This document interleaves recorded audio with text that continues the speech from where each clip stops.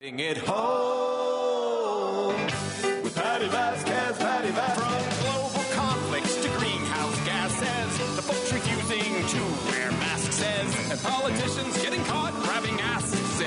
She's driving it home with Patti Vasquez. Hi, everybody. It's good to be back in studio. Always good to be around my friends and coworkers here at WCPT. I was thinking about this. Dwayne Kennedy and I were talking last week about being your authentic self, in whatever capacity. For us, in stand-up comedy, we talk about being authentic on stage. And I realized, as I was talking to him, I don't think I've ever really achieved that as a stand-up comic. I have a performance, I have a set, I have an act, all those things. But here, for the first time in my career as a performer, I think the people here have really provided a space, have given me the opportunity to be and you, the listeners, have, there's a couple of you that got some bones to pick, and that's fine if you, as long as you, I think that Kirk put this well yesterday. I get clumsy sometimes. But I still am eager to learn and grow and get stronger. So I want to thank everybody for that here at WCPT. You there, out there, tuning in wherever you do, my wonderful audience, including those who get nasty on our text screen. And just happy to be back in the studio today. I was in Madison, Wisconsin yesterday at the Minocqua Brewing Company tap room, and there was a text that came in that was very angry about some of the things that Kirk Banks had said. And I don't. If you're more angry, I have to say this: if you are more angry at something that a guy like Kirk says than you are about children being slaughtered in their classrooms, people running for cover at a 4th of July parade and they're gunned down while they're celebrating our country's independence, if you are more angry at something that I or any other liberal and you want to spew some nonsense, why are you spending energy on being mad at us and not writing to your legislators and demanding more? Because I was thinking about this today. I'm writing a piece for Minocqua Brewing Company's newsletter, and I've talked about this over and over and over again. And I remember the day that we learned about the active shooter at Sandy Hook. It was in December 2012. I think it was December 12th or 14th. It was right around this time of the year. I think it was like the 14th. And, I remember seeing these kids like running in a straight line. They were being escorted out of the building, and I kept shutting it off. I didn't, we had plans that day, and we did. We had plans to go see Santa Claus. We always went to, we started out, different locations. Like there was one place on Michigan Avenue that we used to love, and then that got kind of, things changed, and you go, let's find someplace else. So we used to go to Northbrook Court, and that year Griffin would have been 9 years old. And so, here we were trying to get ready for Santa. It was such a disconnect for me that I'm trying to have this magical time and make sure that my sons, who, as I mentioned, Griffin was 9, so Declan would have been 7. And I was trying to, my husband and I were making sure that they would enjoy themselves, that, we want them in their nice shirts. So when you get the photo, they look cute. We always kind of coordinated their clothes.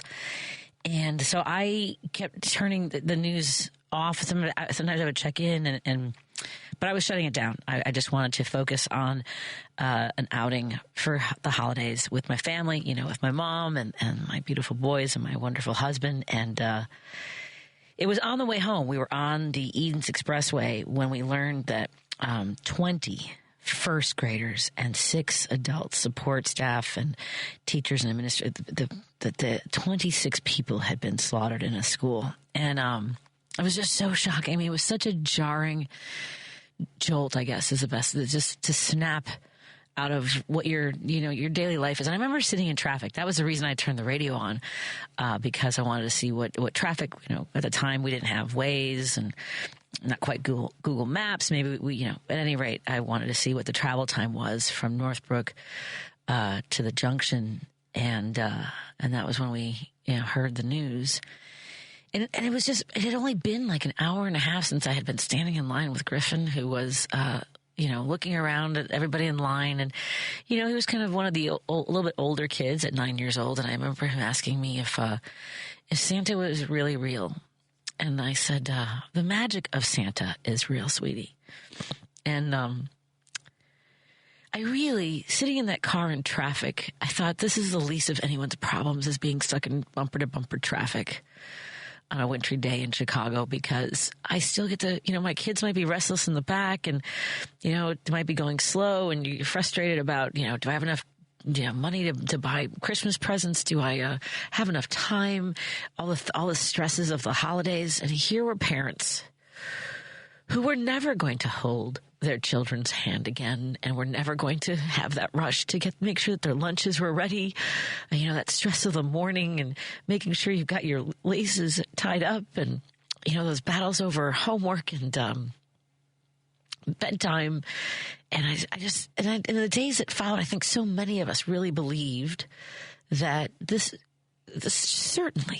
has to be the tipping point. We've gone through decades of gun violence in urban areas, and we've had Columbine. We'd had the Aurora shooting at the movie theater. We'd had so many others that we had lived through. But come on, first graders, this has to be it. And then it just Parkland and Uvalde, and then this week in Madison.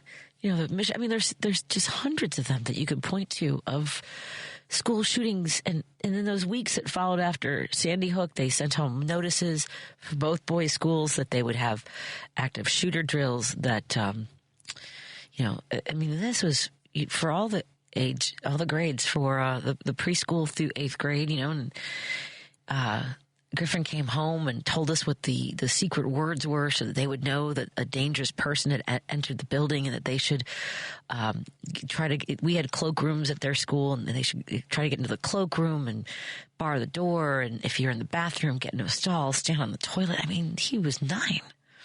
And to teach a child that you have to, you have to hide and be quiet so they don't hear you, they don't find you. When we had just been celebrating the joys of Christmas and what's that sound on the roof? Griffin, you got to go to sleep. If you don't fall asleep, Santa's not going to come. It's just so incredibly crazy. And then Declan, my younger son, has severe disabilities, and he wouldn't understand instructions to seek shelter or to that there was a threat. That wouldn't resonate with him. He doesn't have that language capacity. And in the days and weeks that followed Sandy Hook, we learned that one of the children that was slaughtered in his classroom had autism, and that his aide had thrown her body across hers to shield him, and had also lost her life. And I thought of all the teachers and aides at Declan's school who would no doubt have to provide the same kind of sacrifice in the event of an active shooter. And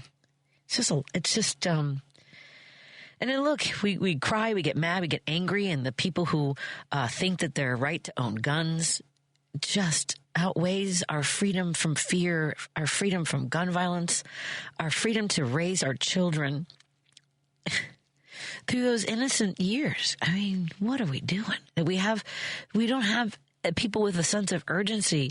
Somebody texted yesterday, well, Biden could have just gotten. No, here's the thing. We need more than just one person. The president cannot issue an executive order to enforce laws that are already there, or to enact laws that we need.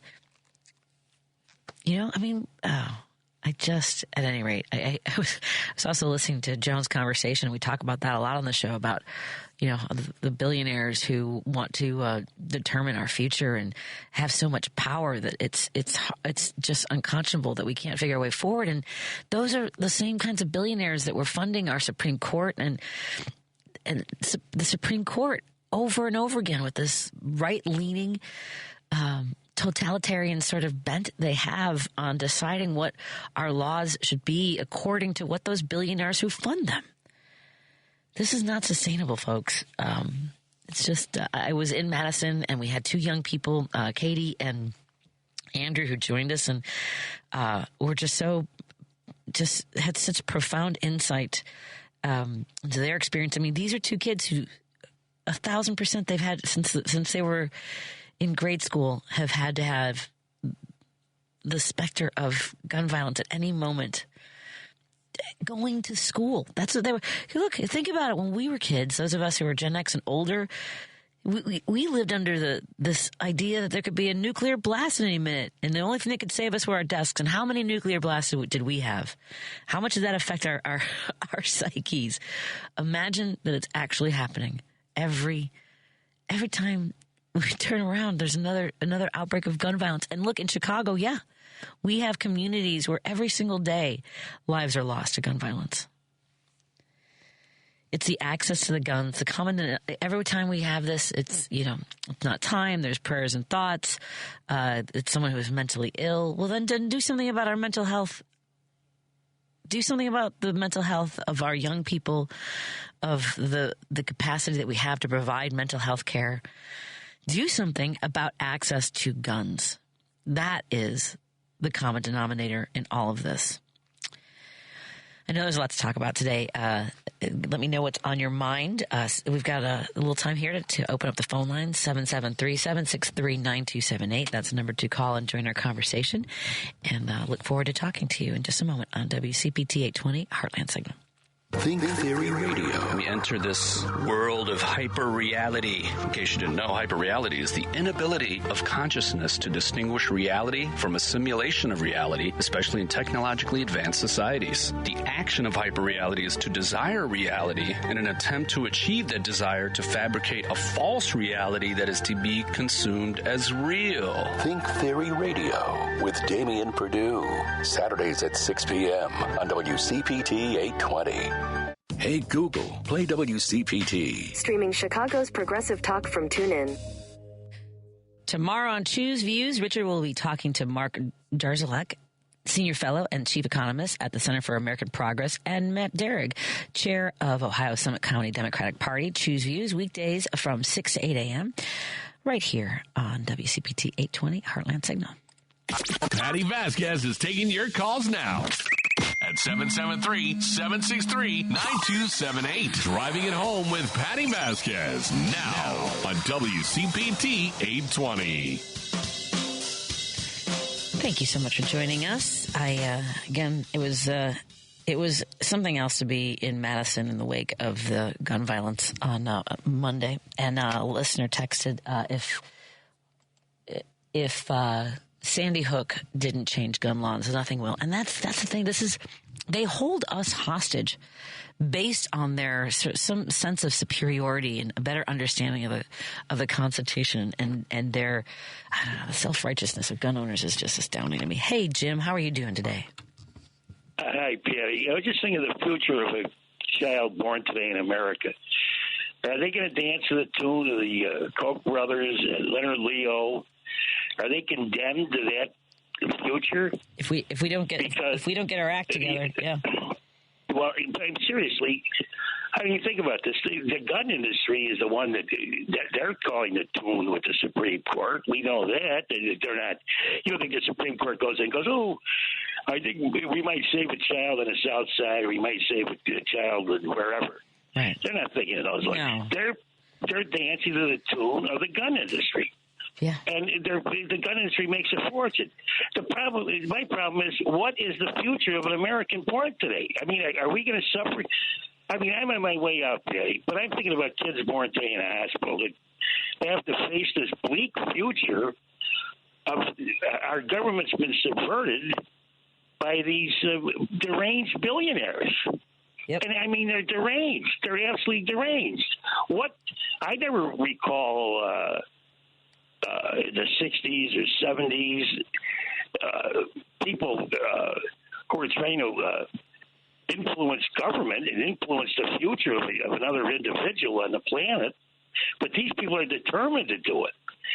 And all I can say is I just think, real quick, the 20s, the 30s, the 32, there was a priest in Pittsburgh. It was Cox's army, Father Cox, it was who he was.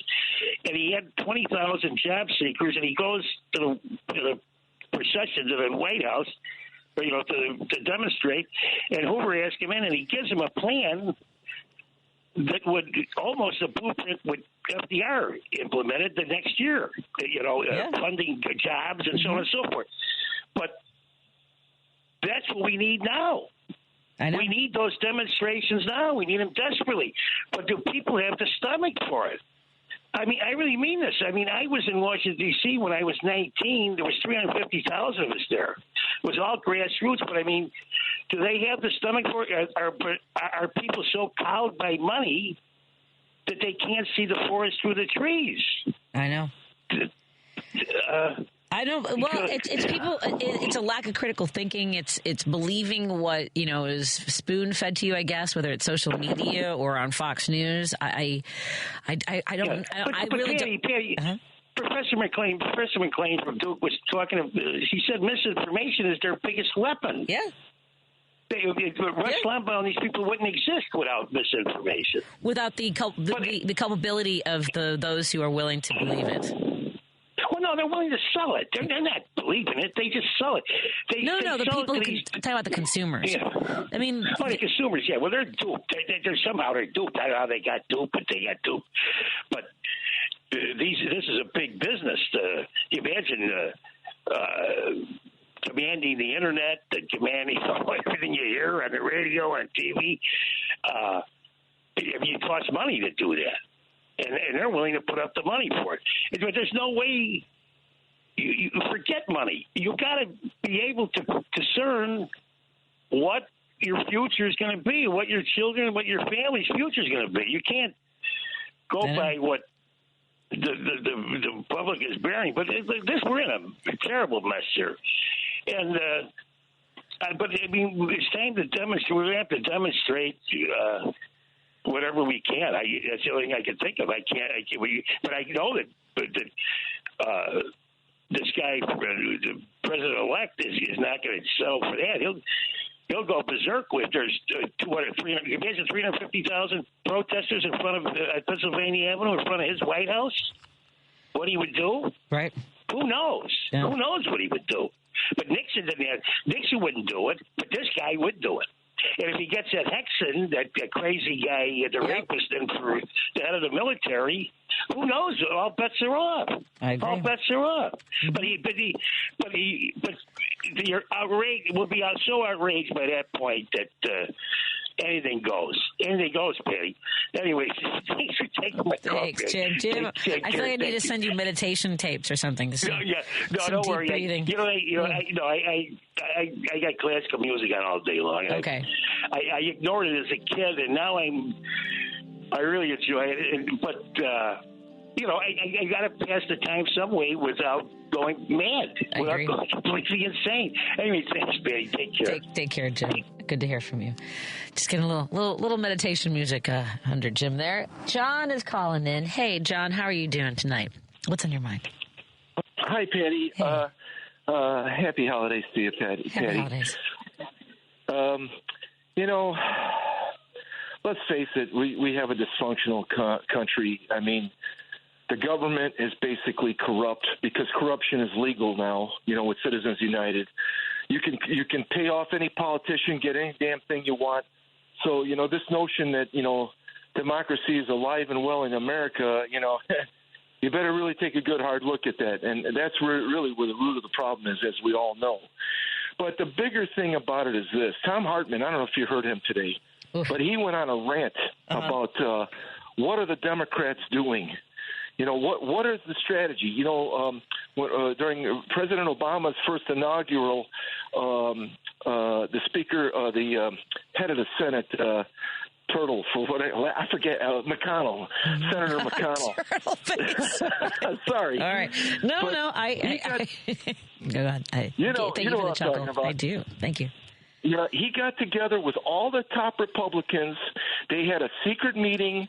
They said, we're going to strategize. We're going to shoot down everything that President Obama puts up to us. Yeah. We're going to obstruct him. We're going to do this. And Tom Hartman says, what the hell is the Democratic Party doing? Yeah. Well, where's the big meetings? Where are the big, where's the brain trust? Where are the leaders? And it's like silence. It's like crickets. Yeah. But specifically on this issue, I say one of the problems we have in this country, especially with the Democratic Party, is we have got to learn to be consistent.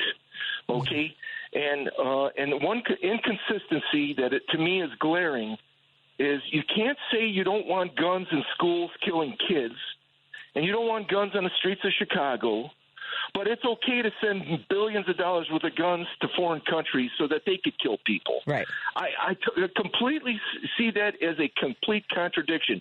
And the only this is where the Democratic Party is stuck in 1940. They only do that because they see making guns and weapons as jobs.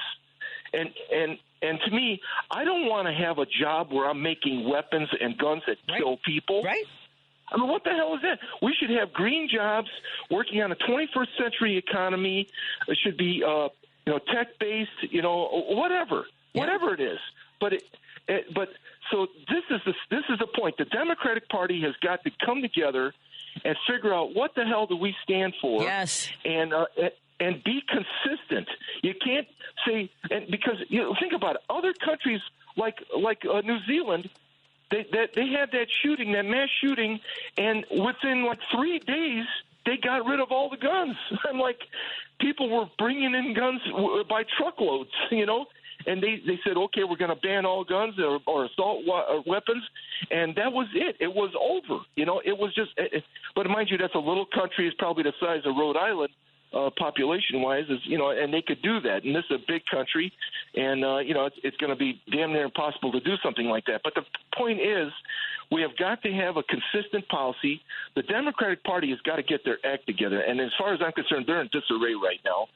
And this subject of proliferation of weapons, whether it's domestically or on the foreign market, is absolutely wrong and definitely not right for the Christmas season. That's all I have to say. Thank you, John. Good to hear from you. Now I feel like you need some meditation. I'll just do the gong for you. How's that? There you go. Deep breath. Great to hear from you. Thank you so much. Thank you, Patty. Okay. That was a good deep breath. Take care. Auntie Sherry, are you calling in even though Dwayne and Adam aren't here? Hi. Listen, sweetheart, I need some, and this is with all the heartfelt and love emotion that I can muster and, just maybe kind of keep under wraps. Okay. I need you to talk me off the edge. Okay, all right. I called into the family meeting on Saturday. Is it Saturday or Sunday? Sunday. Uh-huh. And they kind of laughed me off, and they wouldn't let me finish. They wouldn't let me finish telling them what I was feeling. Okay. But it's really unfortunate, but it's true that Democrats fall in love. Mm-hmm. Republicans, they fall in line. I am so tired of this post-mortem, what did we do wrong and what did we do? It's like, and then where is Biden? Where is Kamala? Did these people, and I absolutely love Joan Esposito, but I have to turn her off like the first 10 minutes because she keeps asking, where is Biden? Where is Kamala? Where are the Democrats? I'm thinking, did you ever think that they're probably in meetings trying to mitigate the horror that's going to be unleashed on us when Trump takes when he takes power?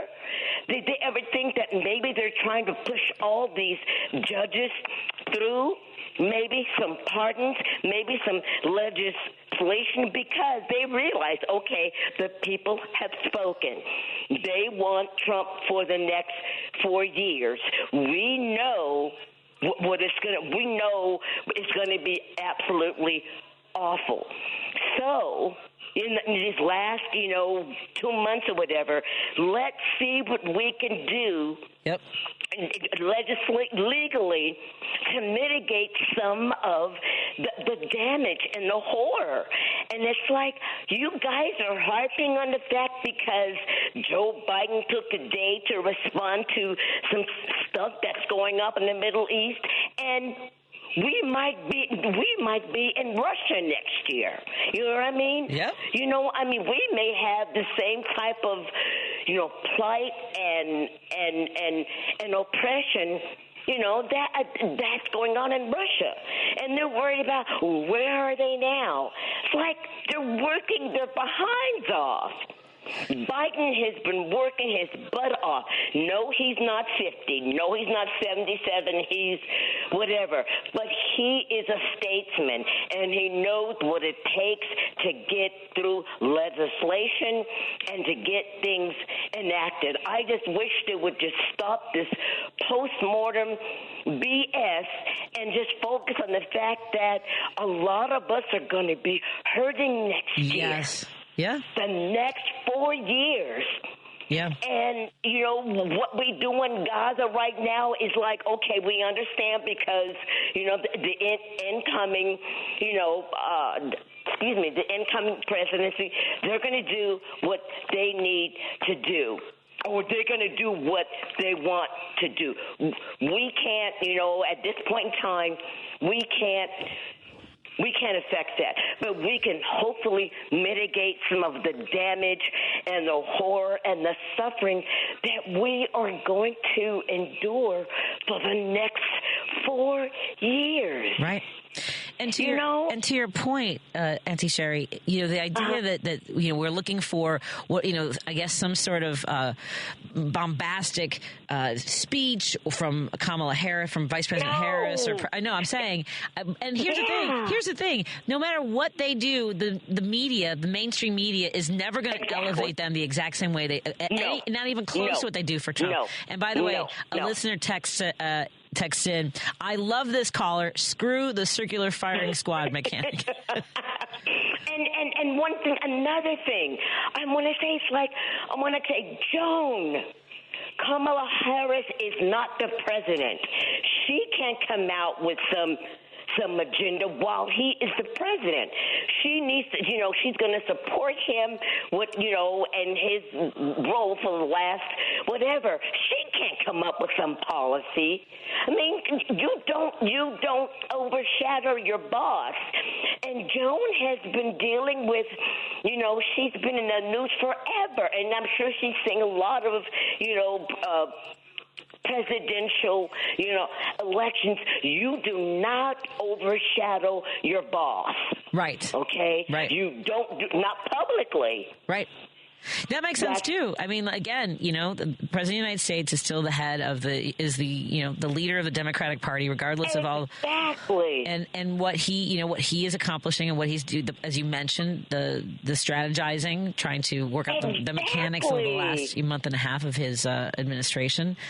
There's a lot of moving parts, both, you know, at the national level and at the international level. So exactly. And it's like, okay, well, you know, how come, you know, it's just like, wait a minute. This administration is working for the people, not the people working for them. And I just, you know, Patty, I'm sorry, I'm so disheartened. Aww. And it's like, I wish I could hug you. You know, it's like, what are you guys doing? You guys are showing them our weakness. Don't speak out against this current administration, at least not, you know, totally in the public. And this post-mortem thing is crazy. You know, and where's Kamala's in 2 months? How many cities did she go to? She might be a little tired, okay? And then again, like I said, and I'm gonna go because I know you got other callers. She can't overshadow the guy who brought her in. He is still the president. Right. You know, and I know he's working. He's a statesman, and he loves this country, and I'm so glad he did the pardons. I know a lot of people don't think we should do that because it sets a precedent. But what precedents hasn't Trump set? Yeah. Give me a break. right. Anyway, sweetheart, I know you got other callers, Thank you. I'm just so disheartened and I'm disappointed in how they are critiquing the current administration when they worked their butts off. Yep. They really did. And happy holidays. Happy holidays. You for letting me rant. Yes. Love you. Bye-bye. Thank you for your perspective, Auntie Sherry. Take care. I'll talk to you again soon. You too. Thank you. Okay. Bye-bye. Bye-bye. Bye. Bye. Let's take a break here. When we come back, we're going to check in with our friends from Belong, a Fox Valley nonprofit organization dedicated to creating an inclusive space for the LGBTQ community in the Fox Valley area. We're going to talk to Suni Ford in a moment on WCPT 820 Heartland Signal. Stephanie Miller. I've gotten more mail than I've ever gotten in my entire life. Because a lot of people have a lot to share, and they can't always make it on the phone lines, or they're nervous. And trust me, whatever you're going through, me too. All of us. Wherever you are in your timeline. Drunk, sad, scared, angry. Right there with you. Thank you for people saying they're not listening to anybody but me. I think that's a good plan. Because I'm just like, blah, blah, blah, blah. Stephanie Miller. Weekday mornings, 8 to 11 on WCPT 820. WCPT 820, Chicago's progressive talk, where facts matter.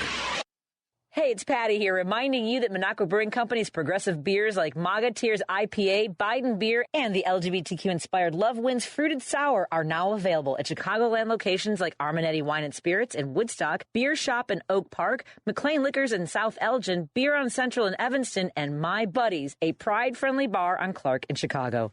Don't forget to drink and vote responsibly. You're listening to Driving It Home with Patti Vasquez on WCPT 820. Thank you so much for joining us as we continue to drive it home. We want to welcome Suni Ford of Belong. Hi, Suni. How are you doing tonight? Hi, I'm doing great. How are you? I'm good. It's a holiday season. It's a little stressful.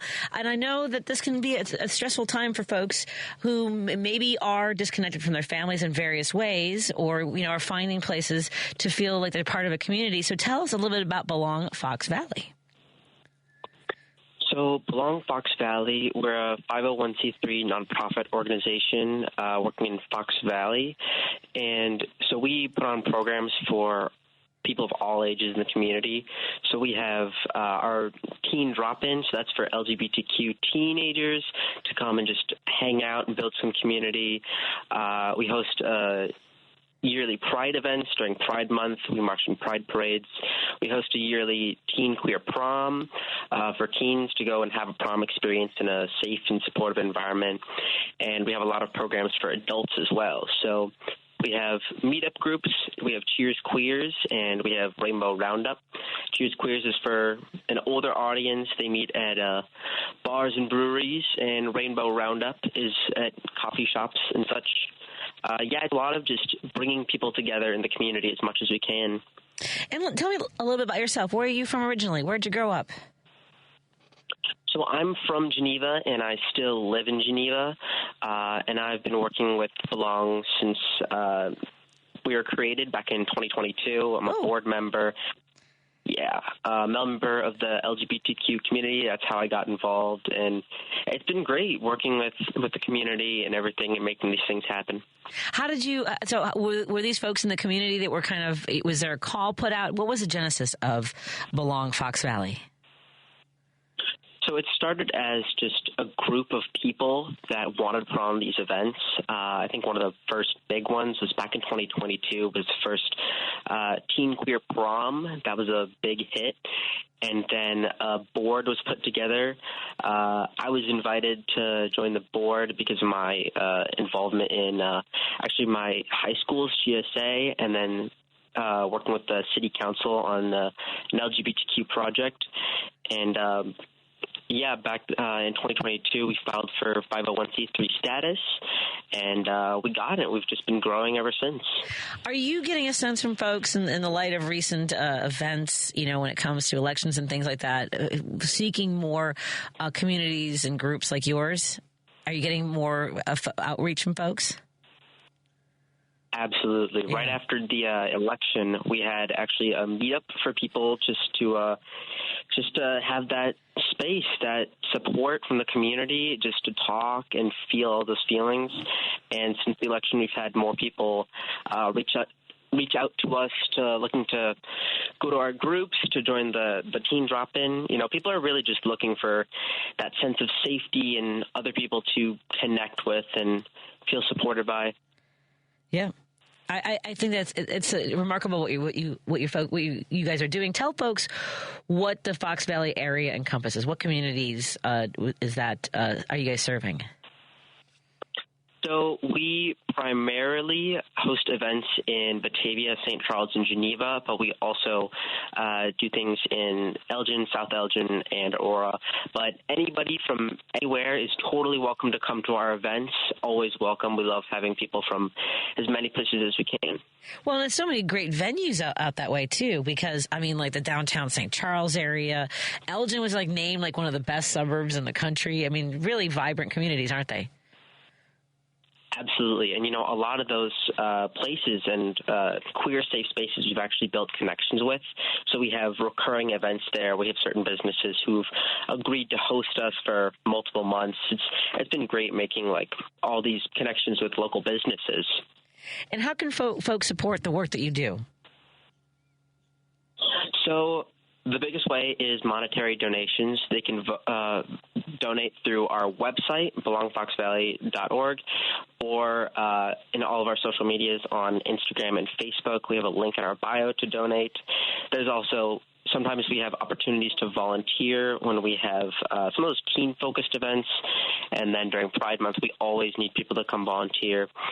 But, of course, the biggest way is just to get involved, come out to our groups, come out to our meetups, support our events. That's the biggest way people can get involved.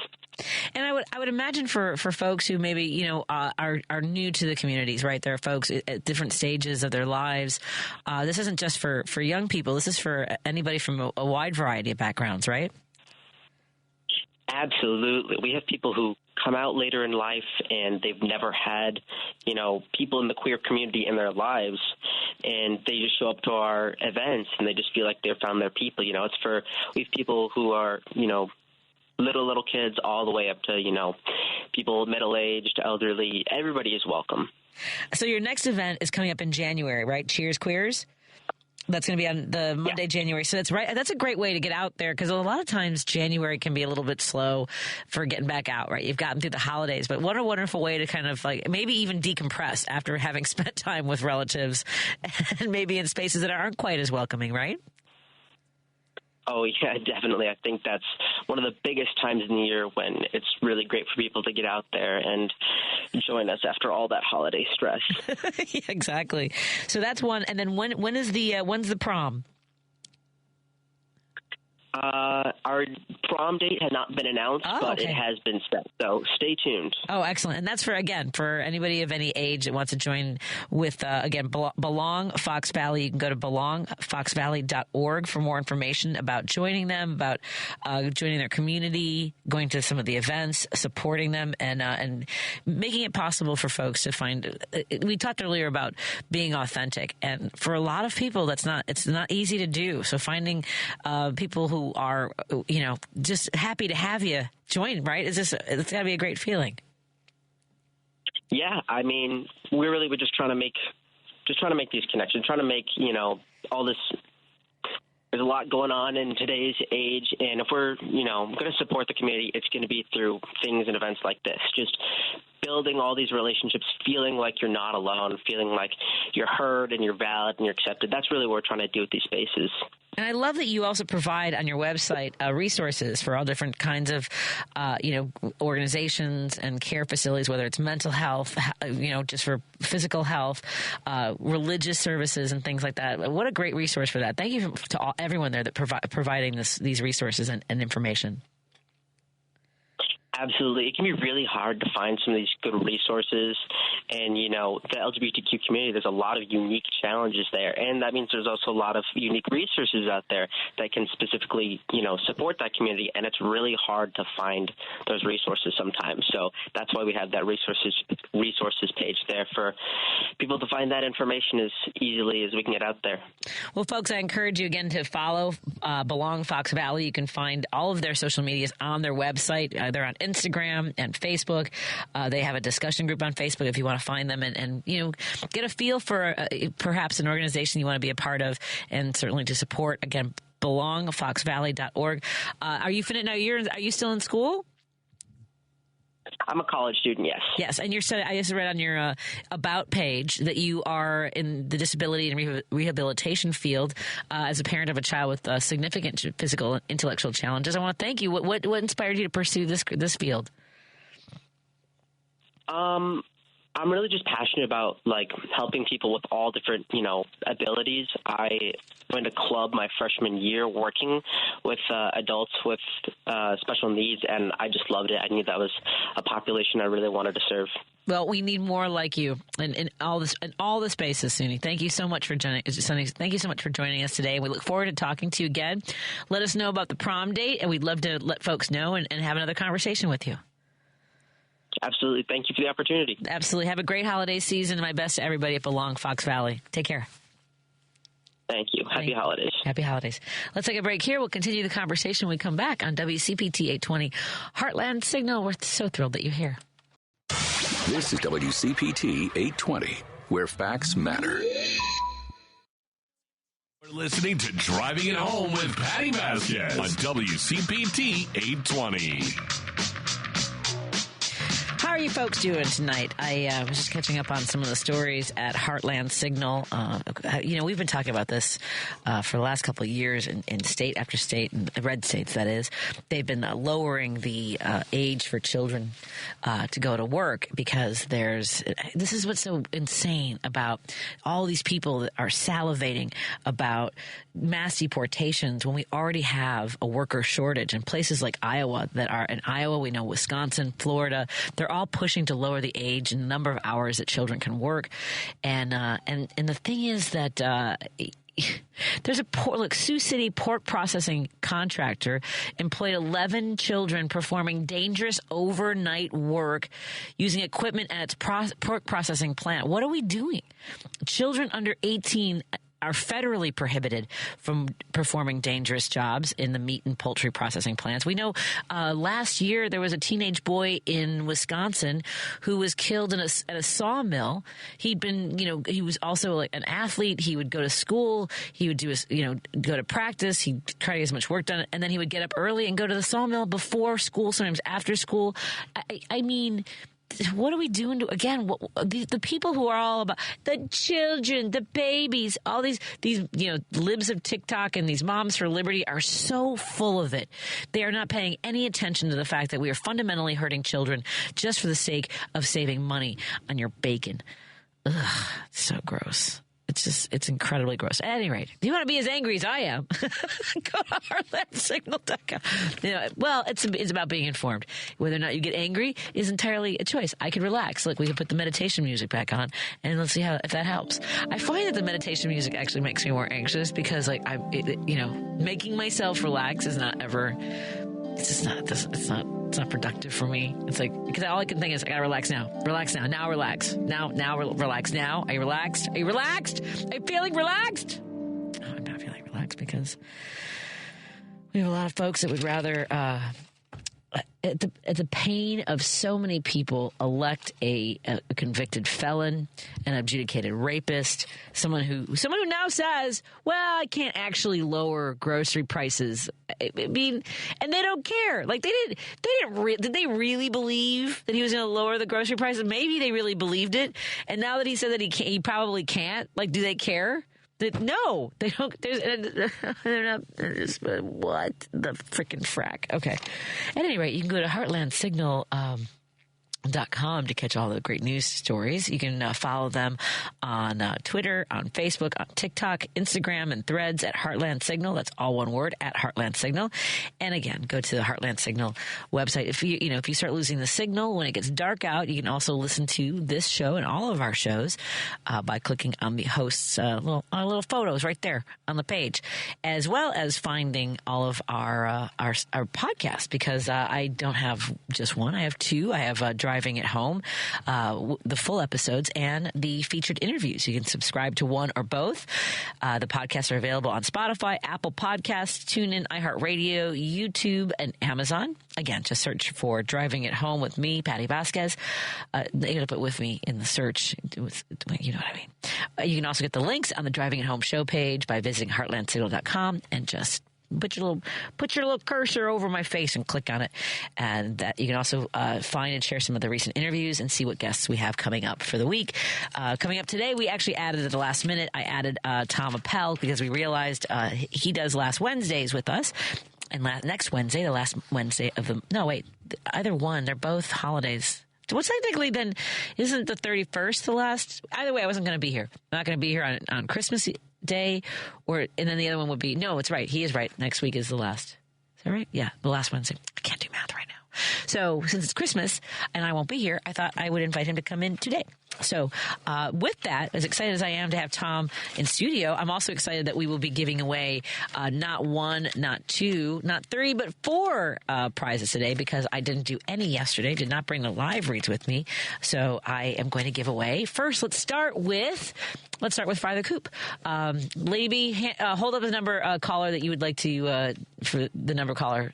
Caller number 5, folks. Caller number 5 for Fry the Coop, the destination for hot chicken in Chicagoland, giving a Southern original Midwest touch, whether you want heat or not.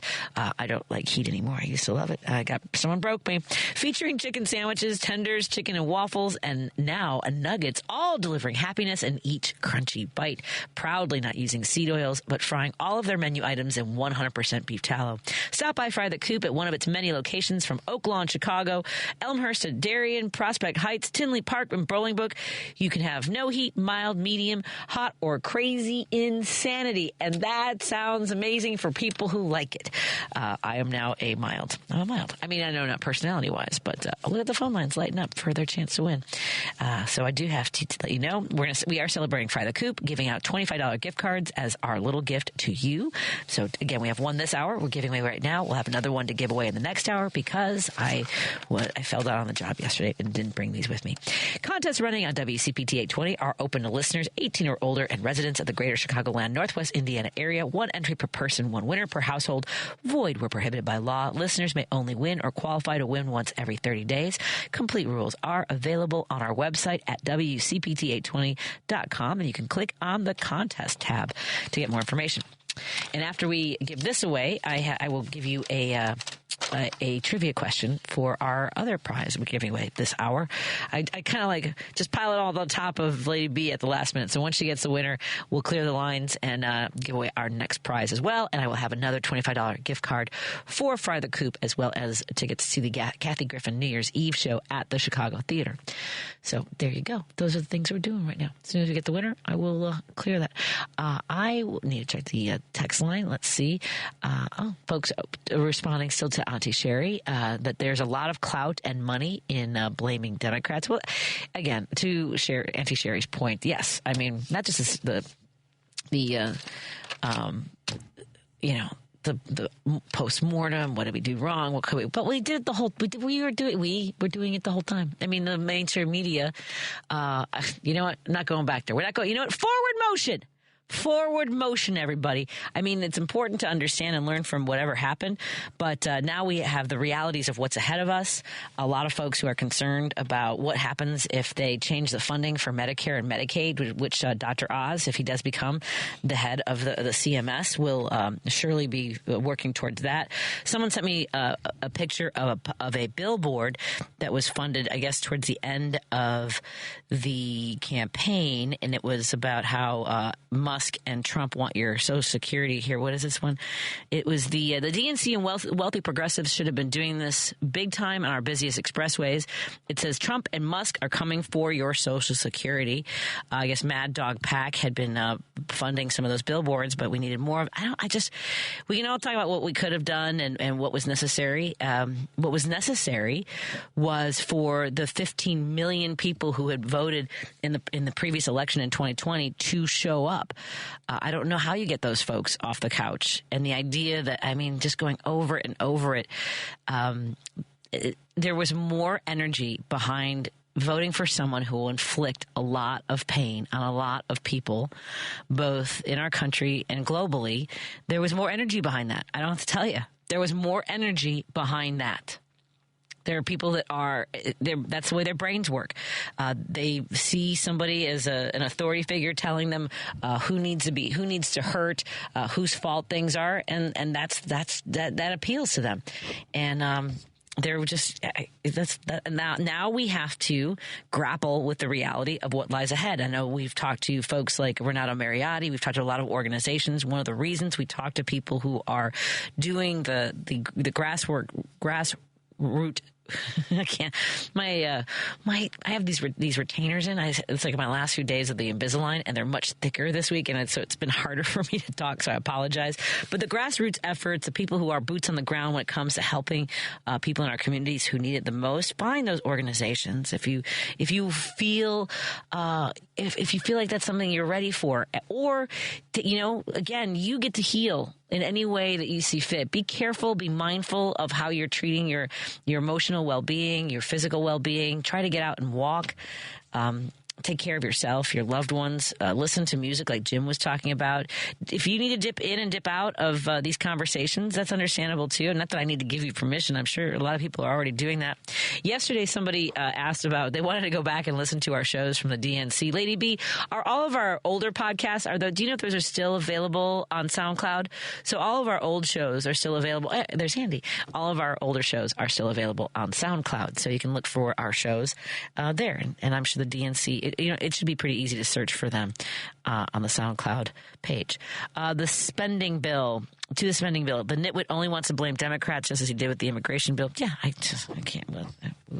Let's take a break here. We're going to talk cars for a little bit. We'll talk about whatever's on your mind. And I do have some tickets to give away. I'm going to give away 2 pairs of tickets to Kathy Griffin in the next hour. So let's take a break here and continue our conversation in just a moment on WCPT 820 Heartland Signal.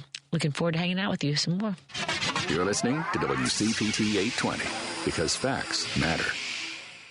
Driving it home with Patti Vasquez, Patti Vasquez. From global conflicts to greenhouse gases, the folks refusing to wear masks says, and politicians getting caught grabbing asses says, she's driving it home with Patti Vasquez. Hello. Thank you so much for joining us as we drive it home. Want to say hello to our friends listening in the evening on KTNF AM 950 in Minneapolis, St. Paul, the progressive voice of Minnesota. We're here broadcasting from WCPT 820 Heartland Signal out of Chicago. But of course, you can hear us anywhere in the world on apps like TuneIn. You can watch the live stream on Facebook, now on YouTube. So just find WCPT or Driving It Home with Patti Vasquez. And every last Wednesday of the month, we welcome car guy Tom Appel in studio. But he pointed out today that next Wednesday is Christmas.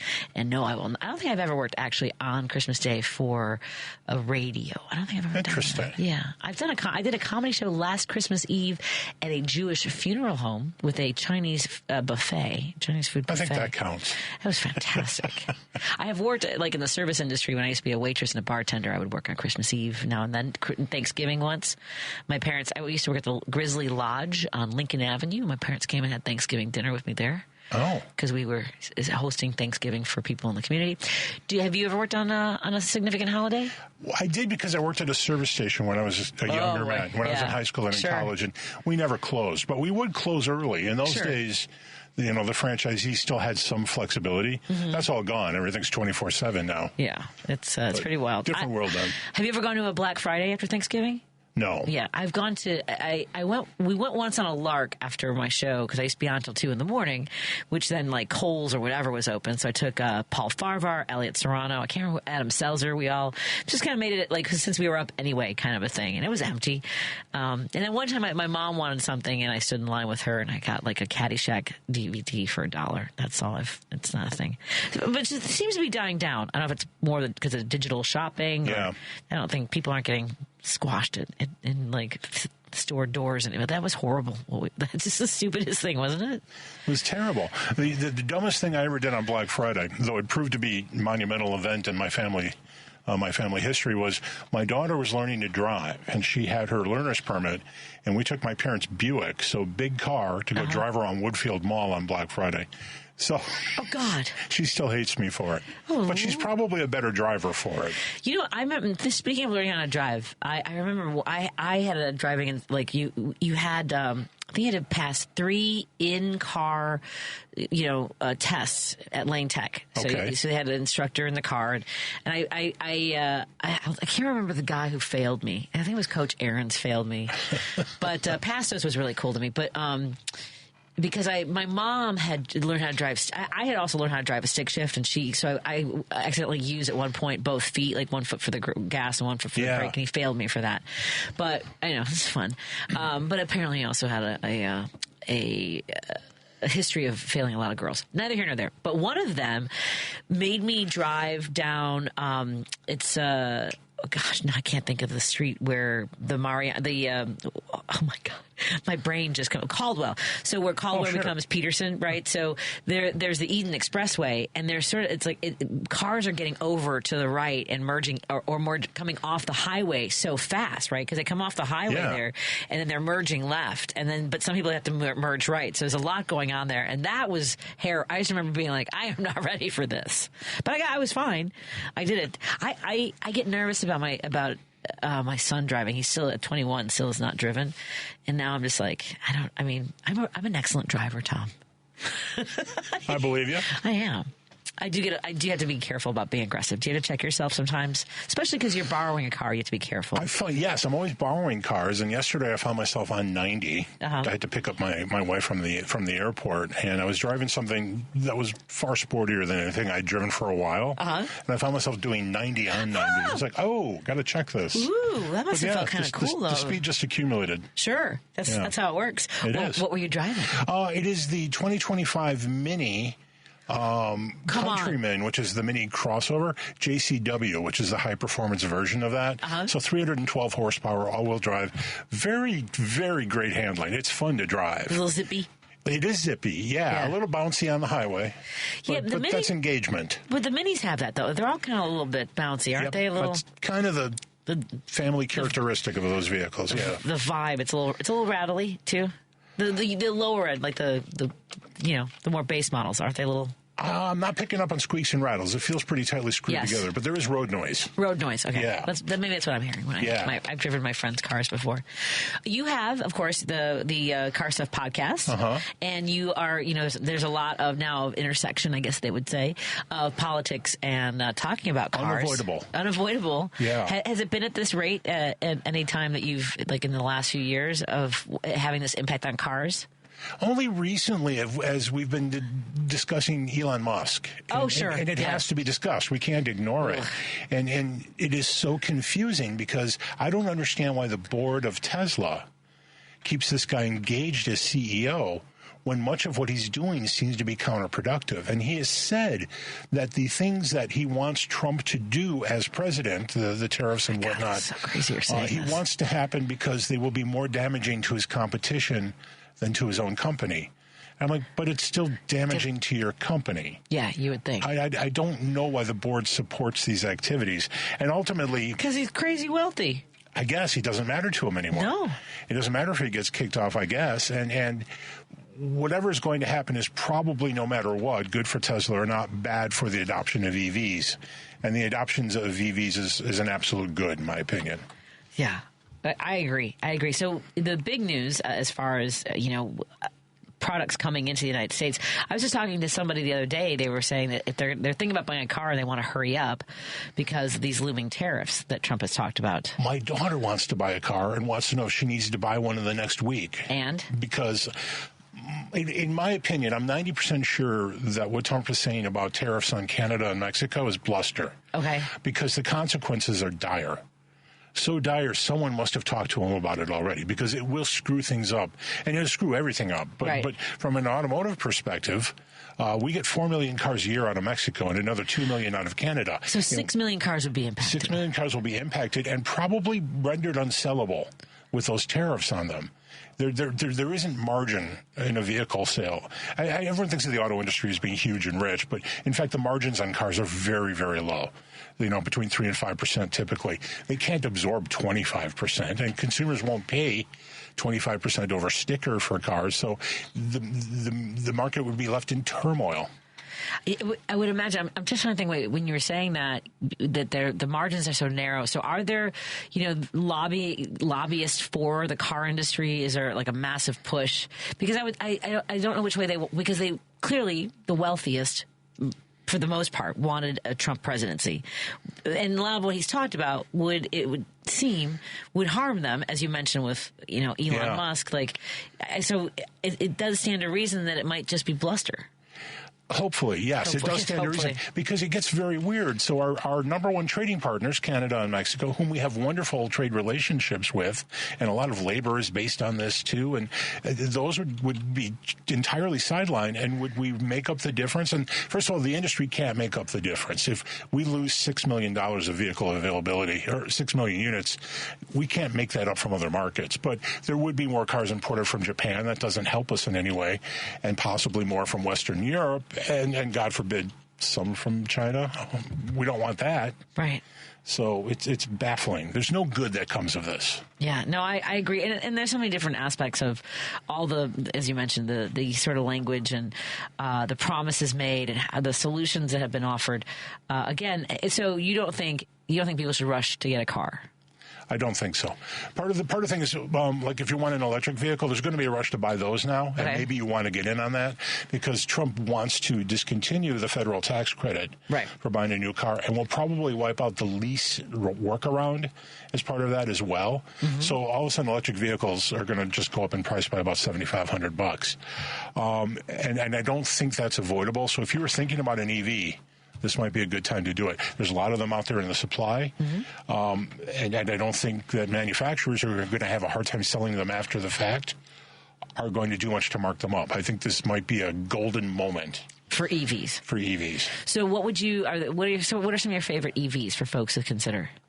Wow. I just drove a great one. This isn't the car for the people, but it was wonderful. A BMW i5, and what's it called? The Drive 40, I think that's its BMW naming structures are absurd.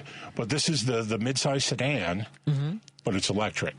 And this is more or less the most affordable version of it. It comes at about $75,000, which a lot for a midsize sedan, but not a lot for a BMW, and not a lot for a luxury midsize sedan. A joy to drive. Not especially powerful, but wonderfully balanced. Rides well, handles well. It's quiet.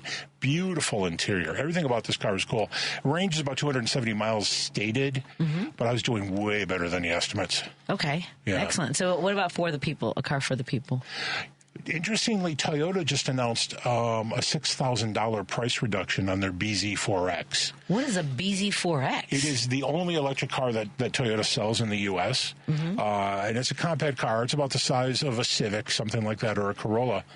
But it's their electric vehicle, and they haven't been doing that much to market it. It's pretty expensive. It doesn't qualify for the tax credit, unfortunately. But if you want to buy one now, and if you want to apply the lease workaround, and they're taking $6,000 off of the price, this is a very interesting vehicle all of a sudden. The only drawback is range. Range is about 230 miles. Okay.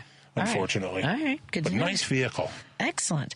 We're hanging out with Tom Appel, Car Guy Tom, on the social medias. His podcast, the Car Stuff Podcast, is out coming out? Every Tuesday morning. Every Tuesday. So yesterday it came out, so you can catch up on their conversation there. I do have another pair of tickets to give away for Kathy Griffin. We're going to give away 2 pairs this hour. Kathy Griffin, who is a passionate advocate for the LGBTQIA plus community, for women and the disenfranchised groups, is also a cancer survivor herself. The hilarious, fiery redhead Kathy Griffin is bringing her My Life on the PTSD list to the Chicago Theater on December 31st. Celebrate your New Year's Eve with belly laughs, or all kinds of laughs. They don't have to be from the belly. That seems like we're being constrictive. We don't want to. You can laugh from wherever you want.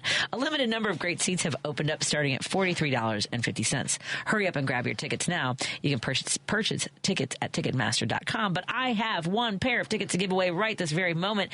Tell me the name of the reality series that Kathy Griffin had that ran from 2005 to 2010, and the tickets will be yours. 773-763-9278. That's 773-763-9278. And stay tuned. We have another pair to give away, as well as another $25 gift card to Fry the Coop. We're going to continue our conversation with Tom Appel. If you have any questions or you want to join the conversation, we would love to hear from you. 773-763-9278. That's the number to call, or you can text us. Some people don't like to call, Tom. They just, I get nervous when I call on radio shows.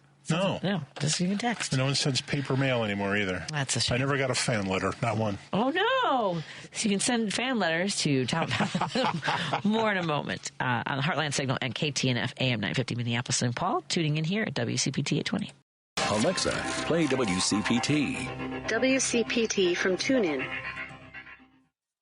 You're listening to Driving It Home with Patti Vasquez on WCPT 820. We are thrilled that you are joining us as Tom Appel, Car Guy Tom, continue our conversation here on WCPT 820, Heartland Signal and KTNF AM 950. We are giving away a pair of tickets to see Kathy Griffin on New Year's Eve at the Chicago Theater. And my question was, what was the name of Kathy Griffin's reality series? I know I made it a somewhat easy one for fans of Kathy Griffin, but I thought at least you make sure you like her and know about her and want to go see her. Gregory, what's the answer out of Oak Park, my friend? My Life on the D-List. That's right. Did you watch My Life on the D-List? Somewhat. I knew her when she was a kid. She grew up she grew up a couple of blocks away. She was went to school with my ex. Oh wow! What do you think of it? Yeah. Oh wow! I forgot that she grew up in Oak Park. That's right. So she's coming home for the holidays, presumably. That's great. Yeah, she was.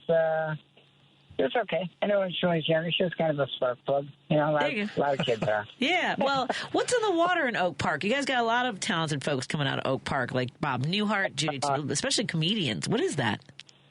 Yeah, Judy was right. She was right in the neighborhood too. Yeah. Yeah.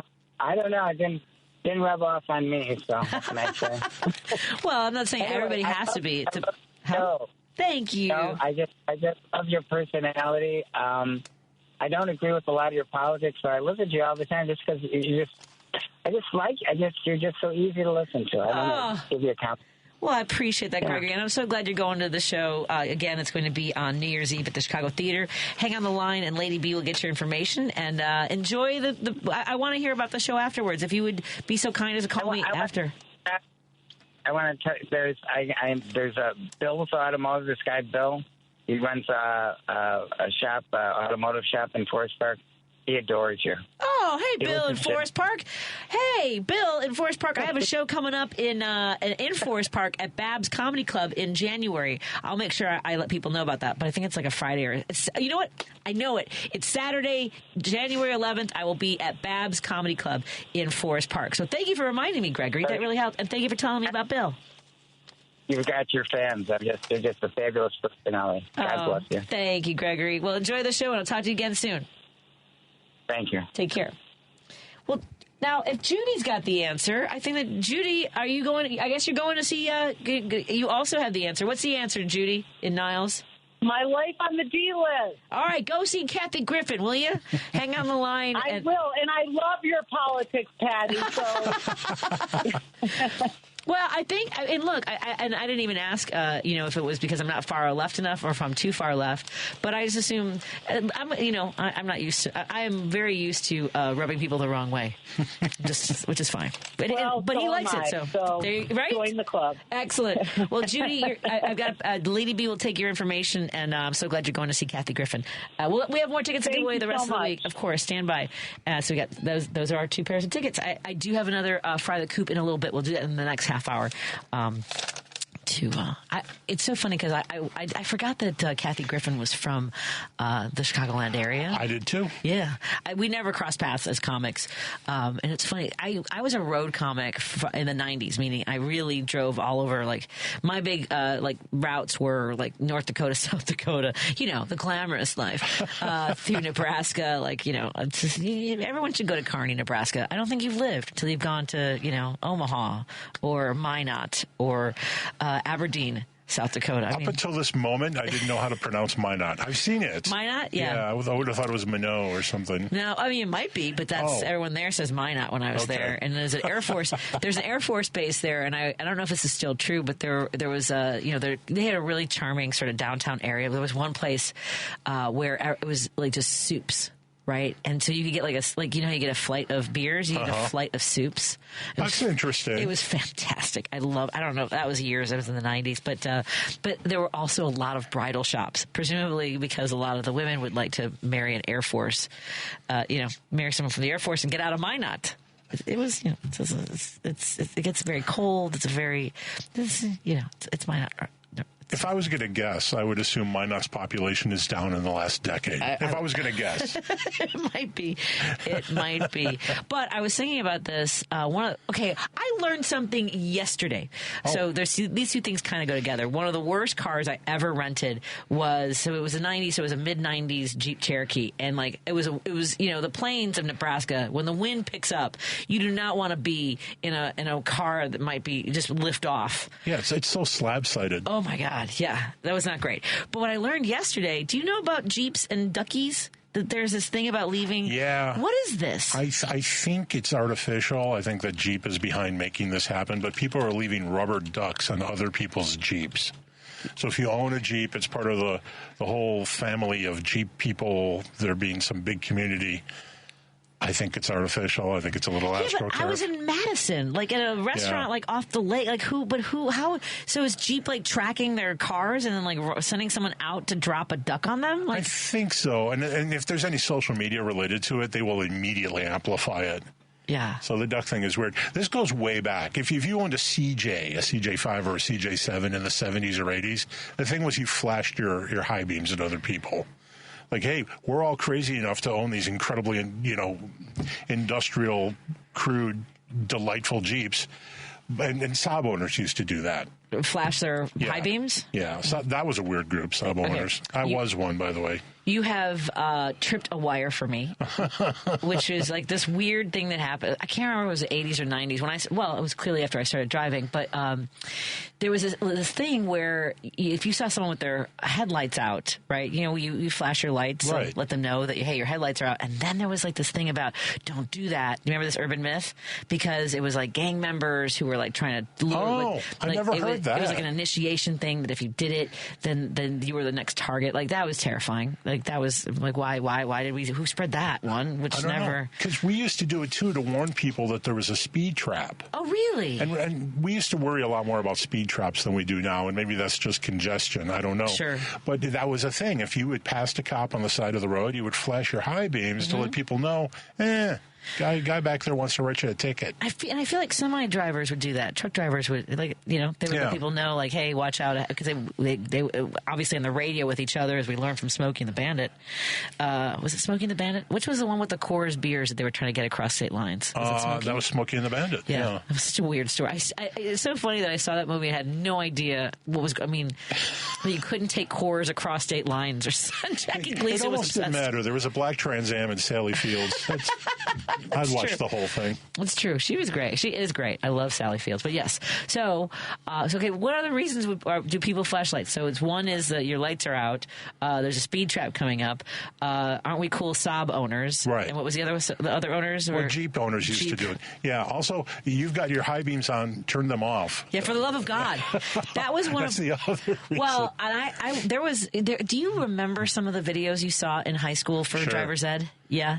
So one of them was like this family that was driving and they had their high beams on and they didn't realize it, and all the oncoming drivers kept flashing their high beams at them, and then they like ended up in a crash. So I can't remember if the purpose of the video is like don't flash your high beams or don't leave your high beams on, and if you do, don't be stupid and realize that people are telling you to turn them off. I don't know. It was a thing. But after I'd gotten my third speeding ticket in like 6 months, I was sent to some sort of weird course. I don't know, I was 19. And instead of there actually being some sort of conversation, the people in the room were forced to watch a film of people having a conversation. And all the people in the film had very serious personality disorders. And I suppose we were supposed to associate ourselves with them. And it was very strange and not in any way educational. But I got to hand it to whoever produced that video because they got it sold and it was terrible. Wow. Yeah. Oh my God. By the way, someone just texted me, we don't have Jeeps, so we are hiding them around the house, the rubber duckies. Oh. Is that like Elf on a Shelf? Oh my God. You didn't have to do that, did you? No. Okay. I don't know where that tradition came from. It seemed to pop out of nowhere a couple of years ago. Well, and I think that really benefited or was spiraled because of social media, right? Yeah. And it's like, well, if other parents are doing it or kids learn about one, like that one took off. Like, yeah, that's within the last, I think we talked about this the other day. There's two things that I think were more millennial parents than Gen X or boomers, which is, the Elf on a Shelf is millennial and younger, and then Polar Express, not a movie that I ever had. I just did not. Did your family engage in St. Nicholas Day at all? No, as you can see by the blank stare on my face. Oh, what? Well, it's very European, and my German family did this. My grandmother was super into it, but St. Nicholas Day was sort of a preview to Christmas, and St. Nick would drop by and leave you some stuff. And it was usually, in Germany, it was like nuts and oranges and things like that. And, if you were my grandmother and it was me, it was like $100 bill. It's like, wow. What? Because my grandmother was crazy. Hey, we like crazy grandma dropping $100, dropping a C note. I like that. No complaints. Come on now. Yeah, but St. Nicholas Day was a big thing in my family. We didn't have. We did like some of our traditions were, and I think this is probably just to make me stop whining about opening one present on Christmas Eve. I think that's basically parents just go, okay, fine, and it's always we made it where you could open one present, but it's pajamas. It's always pajamas. Is it? Yeah.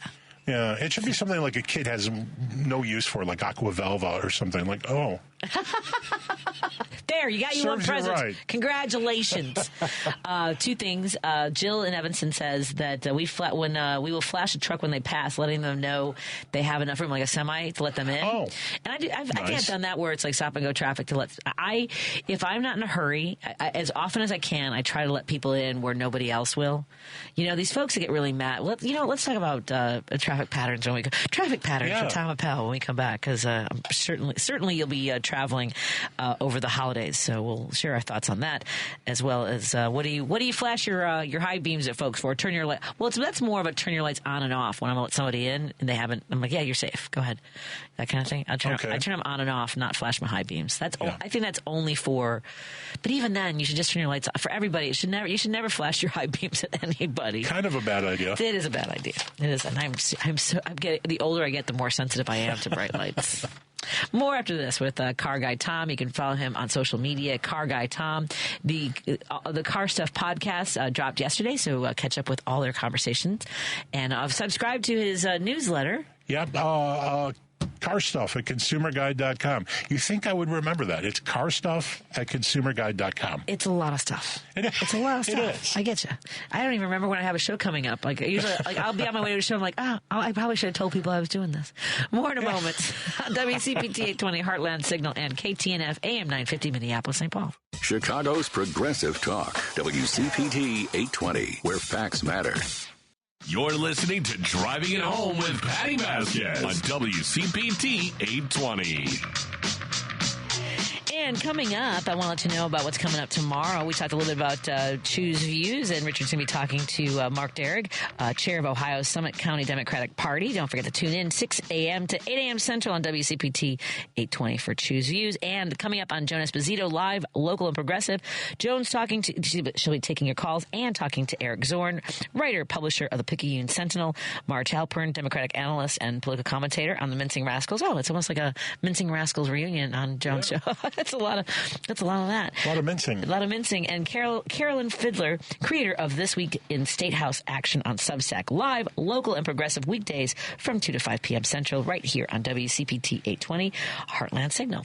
Tom Appel, Car Guy Tom, joins me in studio. Follow him on all the social medias. Who got to 100 first? Or was it 500? We're going to 500, and neither one of us is close. Oh, no. But I'm winning. All right. Well, there you go. So follow him and help him win. Yeah. Yeah, because Jill Nimio, right? Is that Jill Simonillo? My co-host. I don't know what I just did there. I put somebody else's name or just a variation of her name.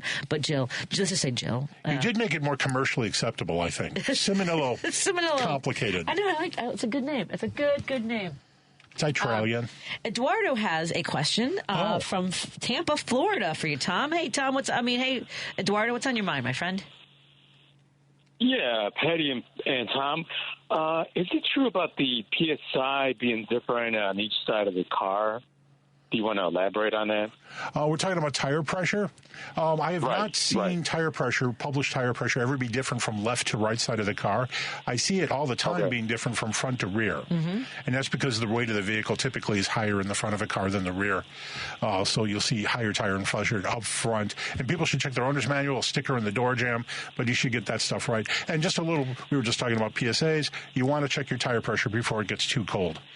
Yes. It's a big deal for a lot of reasons. Yes. Yeah. Yeah. I had 2 small, skinny nails on one of my tires this weekend and had to replace it. So everything's back to normal. Yep. Yeah, tires are expensive now. I know. Just a little bit. Thanks, Eduardo. Hope that helps. Thank you very much. Have a good evening. Take care. You too. Actually, we had a little bit of a snag. We were on our way to Madison, and we were filling up the one of the Prius tires, and the stem broke. Oh no! And I want to thank Firestone. By the way, Jerry, Firestone fixed that for free for us. That's nice. We're regular customers there. We buy our tires from there. This is not an ad for Firestone. Just happens to be in the neighborhood, and we like the guys that work there. They always do good work. So thank you. Yeah, a good tire place will replace those stems. Yes. When you get a new tire, because they're rubber and they get old and they're exposed to horrible conditions. Exactly. Probably the worst conditions of anything on your car. So they get old, they get cracked, and they brittle. And yeah. Well, but it also brought up another important thing, which was when we put the spare tire on, the spare tire got flat. So check your there's got to be a way to check your spare. Someone said you should check that every season. And a lot of people don't ever do that. And even if you have what they call the donut, the undersized thing that's only supposed to go 50 miles, that's inflatable. That's inflated. So you want to check the pressure on that too. Yeah. Steve went and got a bike pump and got that tire back up so he could get it over. That takes forever. It really felt so bad for him. Oh. I feel like I have, one Christmas, I got a bee in my bonnet that I needed, car stuff. And I feel like I bought, one you could plug into the car. And, sorry, Steve, it's probably somewhere in the basement. I should probably let you know where that is. If you buy one of those inflators that you plug into the dashboard, into the cigarette lighter, read the reviews first. A lot of them are terrible. Oh, gosh. All right, so you just want to read the reviews real quick. Be very careful. You definitely want to go brand name. All right. That is good to know. By the way, I have something else to give away. Oh, before I forget, I know some folks won tickets recently for Christmas Carol, and we're so grateful to the folks from the production of the Joliet Drama Guild. They're presenting a Christmas Carol today through Sunday. It's going to be your last chance performing at the Billy Limacher Bicentennial Theater. There's going to be 4 shows. Starting tomorrow. Tomorrow through Sunday. That's Thursday through Sunday. Tomorrow at 7 p.m., Friday at 7 p.m., Saturday at 7 p.m. There's a Sunday 2 p.m. show. There's general seating. It's a classic tale that not only shows how the ghost affects Scrooge, but also the entire community. It's a non-musical version with a sprinkling of carols throughout. The show is less than 2 hours for those of you who are worried. Sometimes folks are like, how long, they think about going to the theater. It's less than 2 hours. There is an intermission, and there's a cast and crew of nearly 30 folks, and our friend John B. Boss is starring as Ebenezer Scrooge. There'll be refreshments on site. It's a fun way to ring in your holiday. Go to the JolietDramaGuild.com. That's the JolietDramaGuild.com. Again, that's starting tomorrow. Congratulations, you guys, on the opening tomorrow. It is interesting how many people care how long entertainment is now. I'll tell you. Well, I do care if it's too long. My wife will not watch a movie that's more than 2 hours long. I can see that. Yeah. Well, you know what? Because we sort of have a unique situation with when Declan will start falling asleep. So now I almost feel like there's some movies we've been watching like it's a TV series, like in half-hour chunks. I'm just like, we have to come back to this. Yeah. Back when Netflix used to mail you discs. Yeah, my wife and I tried to watch Gone with the Wind. And we came on 2 discs, and we basically didn't watch anything because we just kept looking at it. Dauntingly, it's 4 hours, and it's like, we're never doing this. We just sent them back. Have you still not seen it? I've never seen Gone with the Wind. I struggle with this. I struggle with it because there's so much that it's not. I mean, it was such a love story to antebellum and the slavery South and things like that. It's a little but I haven't seen it probably I haven't seen it probably in 20 years, but as a kid. So my studies as an undergrad, I studied women of the antebellum South because I was fascinated by this idea that they put these white women on this pillar, but yet when the men left, the women had to work the land. I mean, that actually is an element of Gone with the Wind, where Scarlett O'Hara is sort of, that she has to do work. She has to, kind of get into the mud and try to save the plantation. But so my work was on, and also the idea of conservatives who want to preserve this way of life and yet struggle with the idea. Okay, I probably shouldn't go into the whole thing, but they created the system of welfare because there were so many men that were deserting the Confederate lines on the front to come back and try to save their property and make sure that they, had a home to come back to, because their wives were like, "Get your ass home. We're going to lose the farm." So they started they started welfare for them, and so I actually did all this research on how much it was. Yeah, I'm a dork for stuff like that. Oh, what happened to your paper? It's actually cited in some folks' book. I actually excellent. Before I was 21, I was published in the Encyclopedia of the Confederacy. I believe it's called "The Dear Ones at Home" was the name of it was my honors thesis in my senior year. Let me see if I can find it. I can't remember the name of it. I used to be able to Google it, and I'd be like, just to remind myself I used to do. The Confederacy, yeah, it's so funny. But yeah, I Googled one time and someone cited me in their work, so it was just sort of interesting. I'll look it up in a little bit. King Cotton. I also am published in King Cotton, which was the efforts to borrow money from France with cotton as sort of the basis for making the It's sort of funny how I did all these things. I think I have it. Emancipation, Race, and Society. The Problem of Relief for the Families. Oh, that's so funny. Wow. Yeah. Hold on a second. That's what I... Where did you find it? I Googled my name. My name is... okay. My name is Patricia Bonin. It's so funny. The Problem of Relief for the Families of Confederate Soldiers in South Carolina, 1994. Patricia Dora Bonin. Emancipation, Race, and Society. Yeah. And then I was like, this is boring. I want to be a stand-up comic. Yeah, I'm cited, and then people cite my research in some of their books and things like that. It's just sort of weird because there wasn't a lot of. This was like the upswing of women's history in the 1990s when people were kind of focused on that kind of work. Mm-hmm. But we don't. I had a friend who was very conservative who told me if you weren't a white male, your place in history just wasn't worth studying. Wow, so that's kind of how I ended up. Wow. Yeah, it's weird. At any rate, we were going to talk about traffic patterns and so are you traveling at all for the holidays? I am not. My daughter's working that day, so we're sticking real close. Okay. So we're just going to my mother's house, and my daughter will come over. Yeah. When she's done with work. So one of the things, I used to be of the mind that when a lane is being eliminated, right, when you have to merge because of traffic or whatever, that you should get over. I used to be of the mind, get over sooner, right? And if people were trying to barrel down that empty lane, I would I'm going to teach this guy a lesson. I would move over and make it impossible for them to go around me, right? And then I have seen truckers do that very aggressively. Yes. But then I was going to Great America, or I was going past Gurnee, and all of a sudden there was all this traffic, and everybody they were getting off at whatever that is, Grand. Yeah. So there was this long line to get off there, and But the thing was, like, I don't think people realized there were 2 lanes that you could use to get off at that exit, right? But everyone just sort of goes, oh, I should get over now. And so I realized that there's a lot of times in traffic where people get over too soon. They don't use, for me, it's about using all available real estate. And there's actually studies that if you use the zipper merge traffic, there would be a better flow of traffic, meaning one car, like as you get closer to where the lane ends, you just keep giving each person, and there are a lot of people that will not let you in. And my question about that is, why would you want, once you've ticked me off, why would you then want me right behind you? Right? I mean, like, it just seems like a dicey. That's a great question. Like, this seems unfortunate for you. Like, not that I want to hit you, but maybe I could get good insurance. There was a lot of studies that came out. It was probably a decade ago or so, that determined that traffic jams, and this research happened years and years before that as well, but it just sort of reaffirmed that traffic jams are largely psychological. Yeah. People are uncomfortable with the situation, or they want to hurry up, and their efforts to hurry up are just screwing with everything. Yeah. You kind of got to know your place, but this was part of the argument for moving ahead with autonomous vehicles. Oh, God. A thing which seems further and further from reality as we move forward. I don't know if you know this, but General Motors dropped their Cruise division. Really? It was up there with Waymo and Zoox and Tesla, but they've killed that division. They're going to fold it back into the company, but it doesn't look like they're working on a robo-taxi anymore.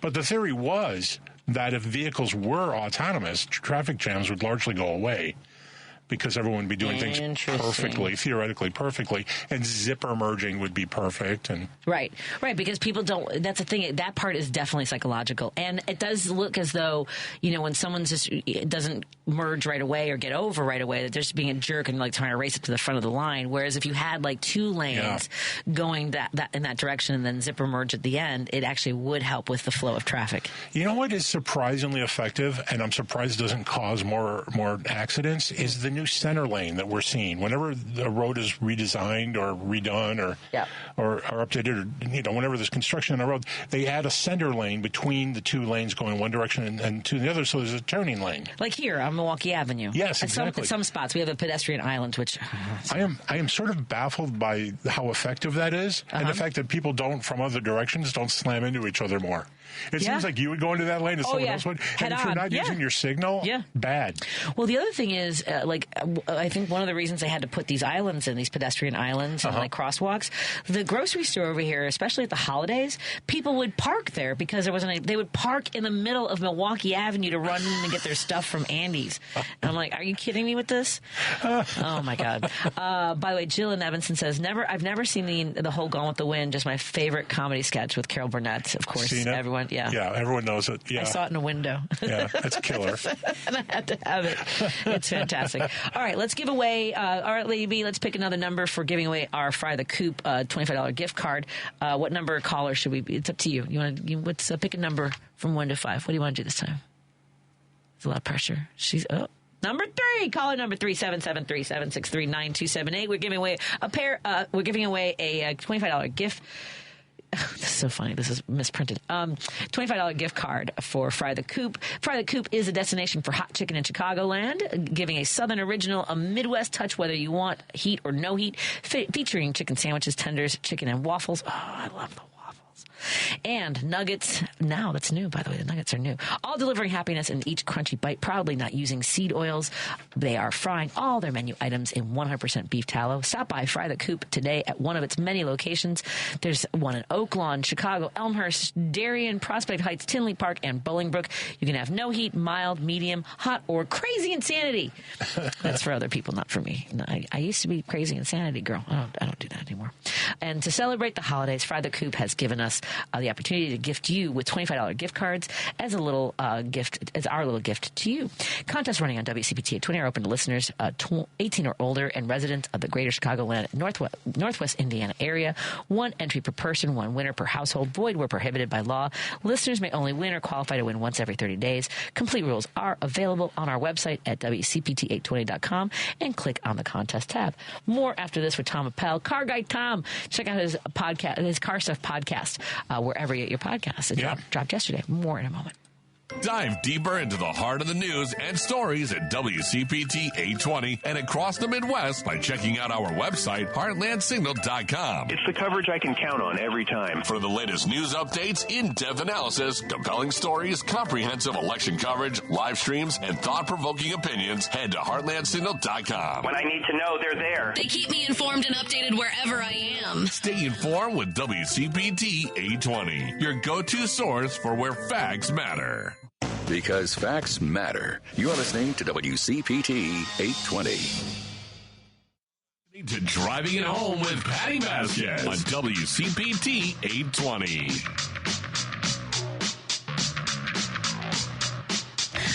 We are winding down our show. We're so happy that you joined us on this drive home, and it's appropriate that we have Car Guy Tom.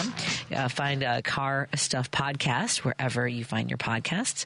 And Matt just popped in his head and talked about Gone with the Wind. Are you less likely, or doesn't change the potential of you guys watching Gone with the Wind? I would say break it up. There should be. I'm sure you can Google like the natural place to take a break. I'm going to Google that for you. Go ahead.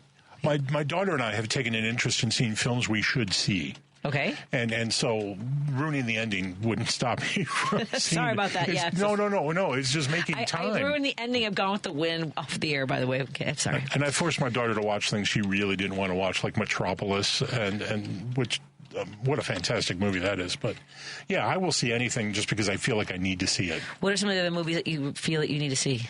The Third Man. Okay. Was that Orson Welles? It is Orson Welles. Yeah. That's a great movie. Not only is that a great movie, it's beautiful to watch. Mm-hmm. I forgot what European city. Yeah. All those things. Yeah, that is truly film noir. Mm-hmm. It is. Yeah. Agreed. And Double Indemnity was also a great movie with Barbara Stanwyck. Who knew? Because I knew Barbara Stanwyck from The Big Valley. She was like, sure. She was this wonderful, big-hearted woman. So to know that she's this sleazy murderer. Oh, she was a tremendous actress. I'm a big fan of Barbara Stanwyck. Yeah, but her being evil just makes her hotter, in my opinion. I would say Meet John Doe. Is that right? That's Meet John Doe is Barbara Stanwyck and Gary Cooper. I don't even know that movie. It is a Frank Capra movie, actually. Oh. It's a darker one, but I love Meet John Doe. It's Barbara Stanwyck and Gary Cooper. I mean, come on, you gotta see it. It's a good holiday. It is actually like a New Year's. It happens like the climax is on New Year's Eve as the clock strikes midnight. Also, my birthday movie is coming up, and that's where the family has to watch a movie I pick. Okay.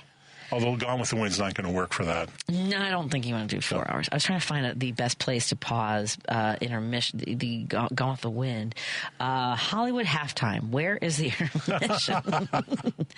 I'll find that for you. But like The Right Stuff I remember having an intermission. I saw that in the theater. That's a long movie too. Where did I see that? I probably saw it on VHS. I saw it at the Pickwick Theater. Okay. Yeah, right there in Park Ridge. Which was supposed to go away, but it's still there. Yeah, it's still a movie theater. Thank God. Thankfully, the folks that own the Copernicus Center, they also, I think the plan is to also make it a live entertainment venue in addition to being a movie theater. That's great. Just preserve the architecture. Yeah, I'm trying to see. There's got to be a way. The best place to take an intermission in Gone with the Wind is around the midpoint of the typically after the Battle of Atlanta scene. That makes sense. That makes sense. I think because she has to go live in Atlanta briefly, and so and I love the behind the scenes information about Gone with the Wind. There's a scene where she and Clark Gable, where Vivien Leigh and Clark Gable are dancing, and they're actually like on moving planks to simulate dancing because. Just for the sake of filmmaking at the time. Yeah. It's kind of cool. Like the whole thing about behind Gone with the Wind is fascinating. Like how long it took them to cast. Have you ever heard these stories about like Bette Davis wanted it? Like Bette Davis. I don't know any of this. I am dorking out completely, folks. Strap yourselves in for the dork out session of the show. She desperately wanted to be Scarlett O'Hara, so because she didn't get cast, she still wanted like an antebellum movie. So there's a movie called Jezebel that's fantastic, a really good Bette Davis movie. So yeah, cool. And even Lucille Ball auditioned for. I think I knew that. Yeah, I think I knew that. I will say Vivien Leigh, spectacular. I mean, I'll just never like just for the imagery, the filmmaking, the feat that they took on to make this as one of the early color films too. You know, like that and Wizard of Oz, I believe, came out in the same year, 1939. I want to say, I could be wrong. I'm always open to being wrong, folks. You know that, and I'm often wrong. I have no problem with that. So tell me some other movies that you've put on your list of like Ordinary People is a great drama. Haven't seen that. It's a great movie. Oh my God. Haven't seen that. But we did watch a lot of black and white and noir stuff.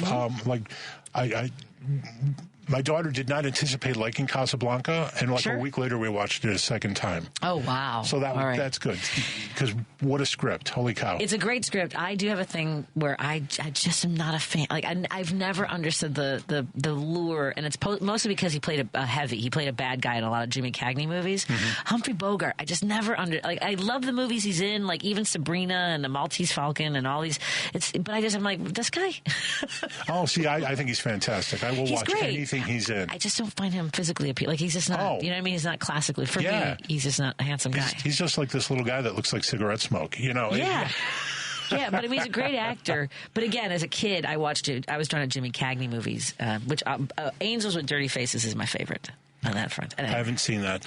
You know, we're talking about Bogart, though, and great scenes. The scene in Maltese Falcon, where Peter Lorre comes to engage him for the first time, is one of the best acted, funniest bits in the whole world, where Peter Lorre turns his back on him and he pulls out a gun and what is happening here? and finally Peter Lorre gets his gun back and holds it on Bogart again, and he's just like, whatever, just do whatever you want. Oh, my God. You know, it's one of the wildest movies. It's such a strange storyline is Arsenic and Old Lace. And I believe, Peter Lorre's also in that movie. Have you seen Arsenic and Old Lace? I have, and I'm trying to remember where Peter Lorre was. Oh, he's one of the bad guys that comes in with the scary face guy. Yeah, it was really, really disagree. But it's such a dark storyline. Do you remember that? Yeah. Yeah, that's a crazy movie. Yeah, it is super crazy. At any rate, I also love, at the holidays, I love Fred Astaire movies, like for New Year's. I have seen almost none of those. Almost none? That would be none. Yeah. I think Swing Time is kind of nice because there's a couple that are pretty much the same storyline. It's just about the dancing. Yeah. I haven't seen Holiday Inn either, so... Okay, so caveat to that, great movie, except for the very racist blackface performance by someone just texted dork. I am a dork. I gleefully embrace my dorkness. Patty, you just reminded me of a traffic tip ad Gary Owens used to do with the merging lanes, where one guy tries to beg his way up front. He said, "I hope nobody lets you in, and you're stuck there a long time. After all, mister, it's the highway, not your way." And on that note, fair enough. Thank you very much, everybody, for joining us. Tom, where can folks sign up for your newsletter, my friend? Just send me an email at carstuff@consumerguide.com. It's just one email a week. Excellent. Yep. And follow him so get on Blue Sky and follow him there so he can beat Jill. Yeah. And find Car Stuff podcast wherever you find your podcasts. And we have Randy Rhodes up next. Coming up tomorrow, I believe, I probably should check in with the folks I asked. Sometimes I say, hey, you want to come on the show next week? And then I forget to confirm with them. So I believe Adam Selzer will be in studio with us tomorrow. Dan Schaefer filling in for me. Dan Schaefer of the Politini Dan Schaefers will be filling in for me on Friday. So I hope you'll tune in and enjoy that show as well. And Randy Rhodes is up next, followed by Matt McNeil. Lady B, have a wonderful evening. Everyone be safe. Take care. Talk to you later.